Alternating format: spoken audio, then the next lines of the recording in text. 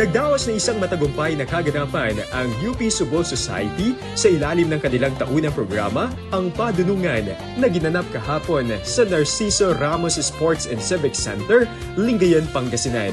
Sa tema ngayong taon na Bilay, Biodiversity Conservation and Restoration of Pangasinan Ecosystem, naglalayon itong imulat ang mga kabataan sa tamang pangangalaga ng kalikasan. Dumalo ang halos 2,000 junior at senior high school students sa probinsya mula sa iba't ibang paaralan. Tampok sa programa ang mga aktibidad tulad ng Group Inter-Campus Quiz Show, Extemporaneous Speaking, on-the-spot essay writing at poster collage making at environment project proposal na may kinalaman sa pagpapabuti ng kalidad ng hangin, tubig at lupa sa probinsya. Ayon kay Mackenzie C. Ollie, President ng UP Subol Society Baguio Chapter, layunin ng padunungan na magkaroon ng pagkakataon ang mga kalahok na mahasa ang kabataan sa academics at matutunan ang kahalagahan ng kultura at ang kanilang papel sa lipunan. Layunin talaga ng padunungan to promote academic rivalries, competition, but more than that, it is also to promote identity and history as Pangasinan.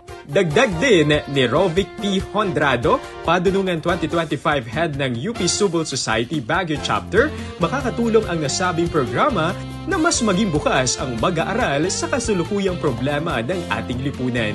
For our contest, actually, we're very inclusive sa medium na ginagamit natin.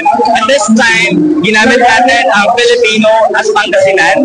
So, makikita natin sa extemporaneous speaking, sa ating writing, at meron tayong collage making, at introduce namin ang project proposal na talagang naka-align sa ating team na dapat hindi na natapos sa pag-call lang ng environmental action, but at the same time, yung mga proposals, vision proposals na ibibigay natin sa mga local governments at nasa kanila, kung i-adapt nila yung mga proposals. Ang padunungan ng UP Subol Society ay patuloy na nagsisilbing isang plataforma para sa mga kabataan na naglalayong magbigay ng kontribusyon sa kanilang komunidad at inaasahan na sa susunod pang taon ay mas lalo pang mapapalawak ang kanilang mga inisyatibo at maging inspirasyon sa iba pang mga kabataang mag-aaral.